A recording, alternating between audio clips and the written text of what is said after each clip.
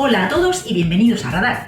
En vista de que se está alertando de nuevo a la población mundial por una variante COVID nueva y muchos sitios están incluso imponiendo el uso obligatorio de mascarillas otra vez, hoy hablamos acerca de estos artilugios. Pero antes de empezar, quiero señalar lo que nos dice la OMS, porque en esta plataforma hay que ir con pies de plomo y no salirse ni lo más mínimo de sus directrices. En su página web y con fecha 13 de enero del 2023, la OMS nos dice que ha puesto al día sus directrices sobre el uso de mascarillas como parte de un proceso continuo de revisión y que continúa recomendando llevar mascarilla en determinadas situaciones. Ahora que nos hemos quitado esto de medio, porque por supuesto la OMS hizo un trabajo impresionante y muy efectivo durante la pandemia, vamos a ver en detalle uno de los estudios más completos acerca de las mascarillas, si impiden o no la transmisión de cualquier virus y si puede o no causar daños indeseados, porque muchos de nosotros no hemos olvidado que el uso obligatorio de mascarillas fue un elemento importante de la sociedad mundial durante mucho tiempo. Y esto quizás no fue tan bueno como quisieron hacernos creer.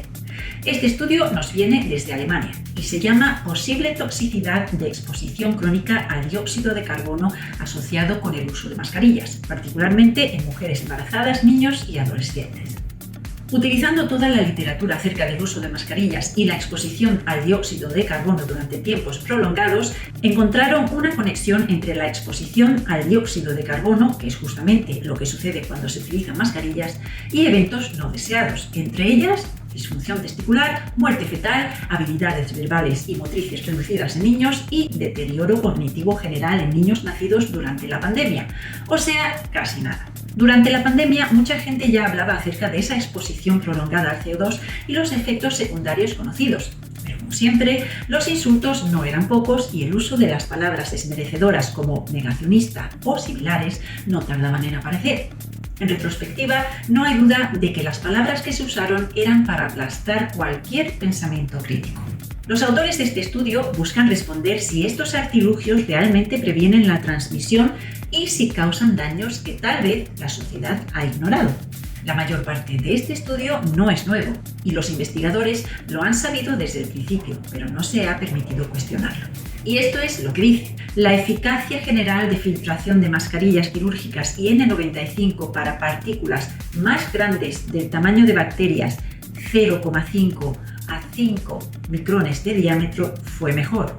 Curiosamente, la mayoría de los respiradores y mascarillas quirúrgicas N95 probados tuvieron peor funcionamiento contra partículas aproximadamente entre 0,04 y 0,02 micrones, que incluyen los tamaños del coronavirus y la gripe. ¿Por qué no se hablaba de esto más durante la pandemia, cuando estaban vigentes los requisitos de las mascarillas?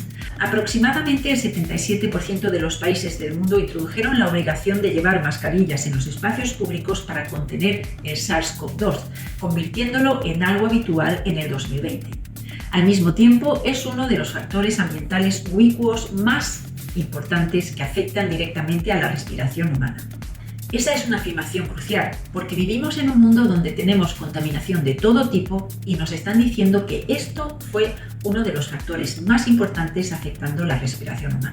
Los datos gubernamentales de finales del año 2021 muestran que más de 4.400 millones de personas en todo el mundo, 58% de la población mundial, se han enfrentado a la obligación de utilizar mascarillas. El aire fresco tiene alrededor de 0,04% de CO2. Mientras se usan mascarillas durante más de 5 minutos, lleva una posible exposición crónica al dióxido de carbono de entre 1,41 a 3,2% del aire inhalado. Aunque la acumulación suele estar dentro de los límites de exposición a corto plazo, se deben tener en cuenta las superaciones y consecuencias a largo plazo. Y luego continúa diciendo cómo incluso los expertos en toxicidad de la Marina de los Estados Unidos fijaron los niveles de toxicidad de la exposición al CO2 a 0,8% basado en estudios con animales que mostraron un incremento de muertes fetales.